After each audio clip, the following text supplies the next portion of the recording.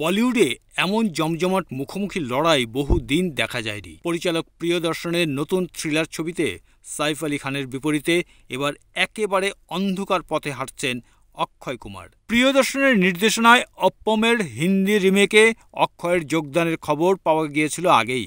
এবার জানা গেল খিলাড়ির চরিত্রে নিয়ে নয়া চমক, এবং তা শুনলে চমকে যাবেন ভক্তরাও।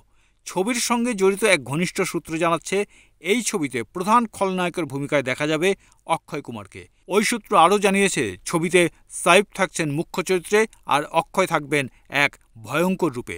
ছবিটি মূলত অক্ষয় বনাম সাইফ এক বড়সড় দ্বৈরথ। একে অপরের বিরুদ্ধে সর্বশক্তি দিয়ে লড়বেন দুই তারকা। এক কথায় জমজমাট শ্বাসরুদ্ধকর অভিজ্ঞতা হতে চলেছে ছবিটি। নায়কের চরিত্রে দীর্ঘদিনের সুনাম থাকা অক্ষয়ের জন্য এটি স্বভাবতই একেবারে ভিন্ন রকম সিদ্ধান্ত। যদিও এর আগে রজনীকান্তের রোবট 2.0-তে খল চরিত্রে অভিনয় করেছিলেন অক্ষয়।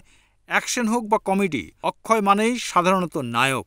সেই অক্ষয় এবার নামছেন অ্যান্টি হিরো রূপে, তাও প্রিয়দর্শনের মতো পরিচালকের সঙ্গে, যার সঙ্গে তিনি এর আগে হেরাফেরি, ভুলভুলাইয়া এবং গরম মশলার মতো দুর্দান্ত বক্স অফিস সফল সিনেমা উপহার দিয়েছেন। তবে এইবার তাদের যুগলবন্দি একেবারে আলাদা, গা ছমছমে সাইকোলজিক্যাল থ্রিলারের জমিতে। প্রসঙ্গত, এই ছবিটি মালায়ালাম সুপারহিট অপ্পমের হিন্দি রিমেক।